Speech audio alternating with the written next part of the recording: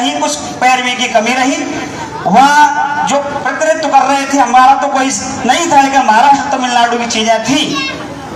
लेकिन अब चूंकि सारी चीजें हैं, तो माननीय विधायक जी से मैं चाहूंगा कि ऐसी व्यवस्थाएं आप विधानसभा में रखें जिसमें करीब जनपद आगरा के ही नहीं, पूरे प्रदेश के करीब 2 लाख शिक्षक और पूरे देश के 25 लाख शिक्षक इससे प्रभावित हैं। कुछ नहीं करना है। शिक्षा एक राज्यवर्ती और समवर्ती संविधान में 2 सूची है, समवर्ती सूची और राज्यवर्ती सूची। शिक्षा दोनों सूची में शामिल है।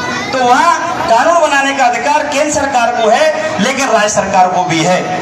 चूंकि एक प्रस्ताव ऐसा जाए विभाग की ओर से, मैं आदरणीय हमारे बीच में बैठे हुए हैं प्राचार्य जी, उनसे ही मेरा निवेदन होगा कि शिक्षक की यदि योग्यता जांचनी है तो शिक्षक हमेशा पढ़ता है और पढ़ाता है, लेकिन जो परीक्षा ली जा रही है, परीक्षा जो हम पढ़ा रहे हैं, यदि हमारा साथी, मैं तो ये कहूंगा कि जो भी हम तो हर महीने हर वर्ष परीक्षा देने के लिए तैयार है, लेकिन कौन सी परीक्षा?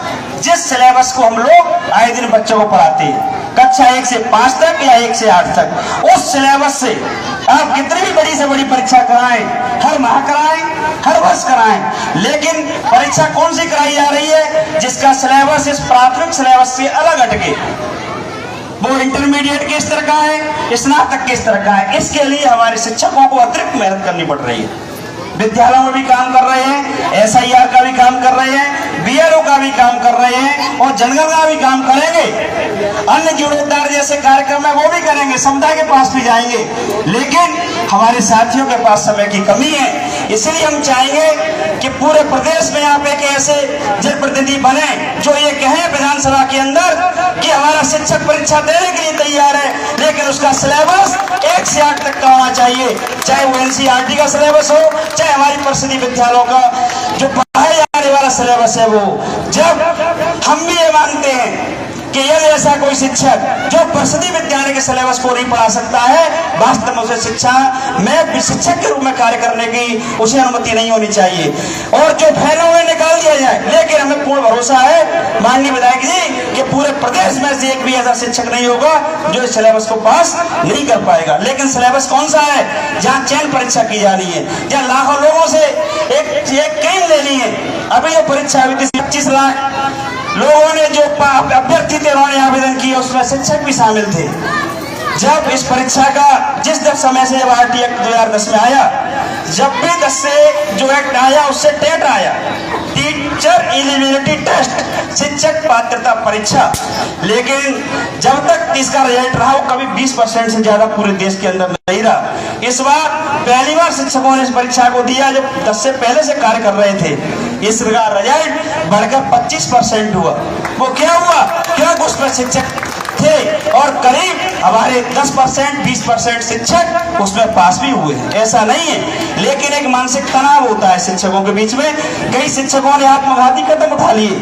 हम भी कहते हैं, अपने साथियों को समझाते हैं कि हमारा संगठन, हमारे सभी साथी, हमारे प्रतिनिधि जब ऐसे लोग हैं तो निश्चय ही समस्या का भी समाधान मिलेगा और आप पूरे मनोयोग से अपने विद्यालयों में कार्य कर पाएंगे। रखना चाहूंगा क्योंकि एक ऐसा मंच है जहाँ सभी हैं, समुदाय के भी लोग हैं, जनप्रतिनिधि भी हैं। कुछ सरकार की नीतियां हैं, सरकार की नीतियां इतनी अच्छी हैं कि विद्यालयों में आपने देखा है खूब पैसा भी आ रहा है, बदलाव भी हो रही है, शिक्षक भी खूब पढ़ा रहे हैं, समझा रहे हैं, सारी चीजें व्यवस्थित हैं। लेकिन कुछ पॉलिसियां हैं जो शिक्षकों के लिए चूंकि कमी पॉलिसी की होती है और दोषारोपण माननीय विधायक जी शिक्षकों को होता है। एक उदाहरण आपको बताना चाहूंगा कि हमारे यहाँ विद्यालयों की, जो प्राइवेट विद्यालयों को मान्यता दी जाती है, जो मान्यता नियमावली है, उस नियमावली में स्पष्ट प्रावधान है कि यदि परिषदीय विद्यालय यदि कहीं है उसकी 1 किलोमीटर की परिधि के अंदर कोई भी प्राइवेट विद्यालय को मान्यता नहीं दी जाएगी। और इसी तरीके से जूनियर का कोई विद्यालय है तो वहाँ 3 किलोमीटर के दायरे में मान्यता नहीं दी जाएगी।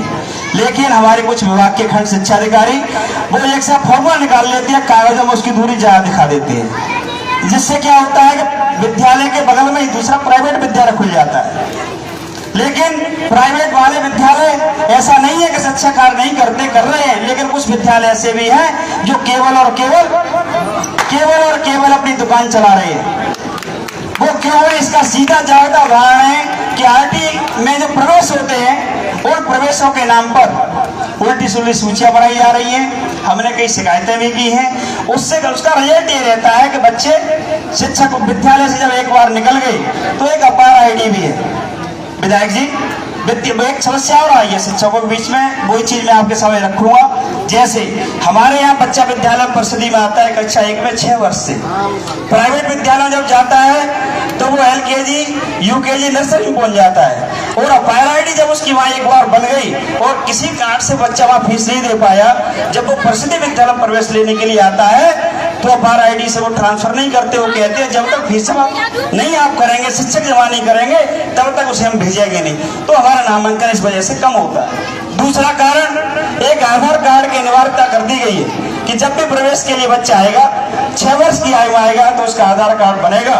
यह आधार कार्ड उसका नहीं बना है तो अन्य अपार आईडी वगैरह अपनी जो भी योजना है उसमें शामिल नहीं हो पाएगा। इससे शिक्षकों में एक हीनता की भाव उत्पन्न होता है, मेहनत भी करते हैं और विद्यालयों की छात्र संख्या भी घटती है। लिहाजा हमारा आपसे ये निवेदन है शिक्षकों की ओर से कि इस पॉलिसी में कहीं परिवर्तन कराया जाए। शिक्षा सार्वभौमिकरण के लिए है, सरकार की योजनाएं घर बच्चा शिक्षा ग्रहण करे, लेकिन नियम नहीं आने चाहिए। जो बाध्यताएं लगी हुई हैं उन बाध्याओं को समाप्त कराते हुए और हमारे शिक्षकों के बीच में जो मानसिक वेदना है, पीड़ा है, और उस पीड़ा को समझते हुए निश्चय एक ऐसी व्यवस्था रखें कि जो भी यूपी टेट की परीक्षा होने जा रही है जुलाई के महीने में, चूंकि अभी पेपर नहीं बना है, सिलेबस भी वही है, तो निश्चय आप एक ऐसा प्रस्ताव बनाएं, सरकार की बात रखें कि जो भी परीक्षा हो वो परीक्षा टेट की जो परीक्षा होने वाली हो वो केवल 1 से 8 तक की परीक्षा के सिलेबस से हो, वो स्नातक के सिलेबस से नहीं हो।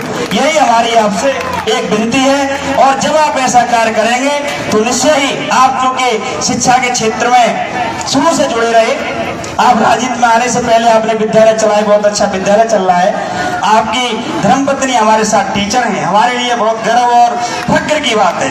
एक ऐसे ही हमारे प्रतिनिधि जनपद ललितपुर में भी हैं, हमारे संगठन की उनकी पत्नी जिला मंत्री हैं। निश्चय ही हम लोगों को ऐसे बल मिलेगा और पूरी उम्मीद ही नहीं, पूरी आशा है कि आप हमारे शिक्षकों की बात को हमारे प्रदेश के सबसे बड़ी पंचायत में रखेंगे और निश्चय उससे शिक्षकों को लाभ मिलेगा।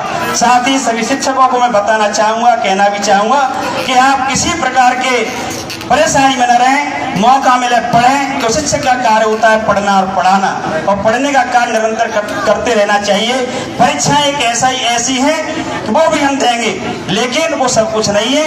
रही आपकी नौकरी की बात, नौकरी आपकी कहीं जाने वाली नहीं है। हम पूरी ताकत के साथ सुप्रीम कोर्ट में भी आप अपनी आवाज उठा रहे हैं। बीच में हमारे विधायक जी बैठे हुए, हमारे नगर पंचायत अध्यक्ष जी बैठे हुए हैं, उनके सामने भी सही बातें रखी गई हैं। यादव जी की भी सारी बातें रखी गई विभाग के मुखिया के तौर पर। निश्चय ही आप सभी को लाभ मिलेगा और आप अपने अपने विद्यालयों में अच्छा कार्य कराएंगे। किसी प्रकार का न कोई उत्पीड़न सहेंगे और न किसी प्रकार की दुख और वेदना को आप महसूस करेंगे।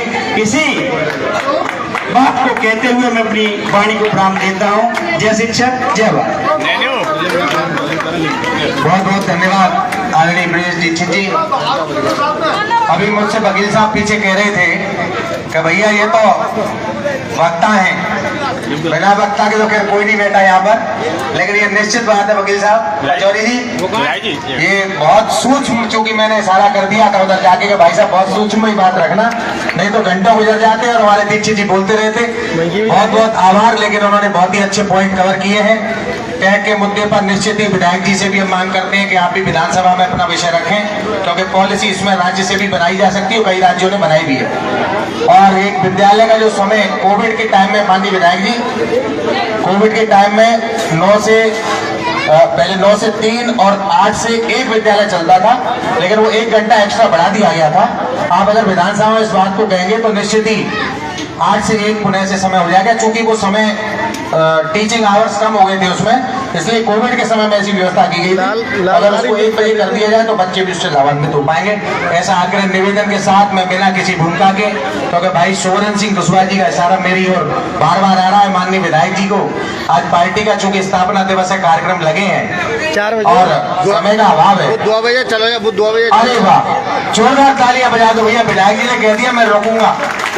निश्चित ही तो हमें विधायक जी का क्रम नहीं था, मैं बुलाने वाला था, लेकिन अब चूंकि वो मौजूद है तो हमें बहुत खुशी है।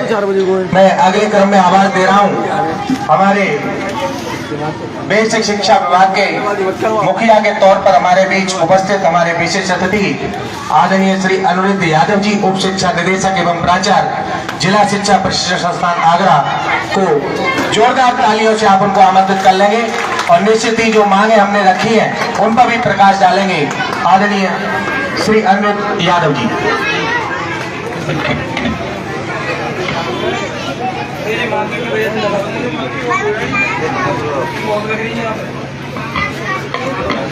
आज के इस कार्यक्रम के अवसर पर मंच पर उपस्थित हमारे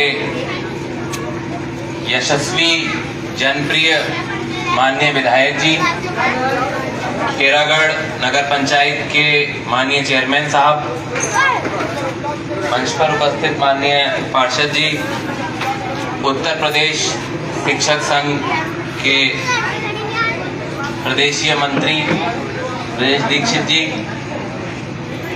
डाइट के मेरे साथी प्रवक्ता मनोज वाजपेयी जी और आज के इस कार्यक्रम के को संभव बनाने वाले भामाशाह पटवारी। आज मौका मिलो लाइव चला सरकार की हमेशा नीति रही है कि जो विद्यालय है, विद्यालय जो है वो सरकार का नहीं है, विद्यालय जो है वो समुदाय का होता है। किसी भी ग्राम में अब आप जाएंगे, बेसिक शिक्षा परिषद के जितने विद्यालय हैं उसमें एक स्कूल मैनेजमेंट कमेटी होती है और मुझे आशा है कि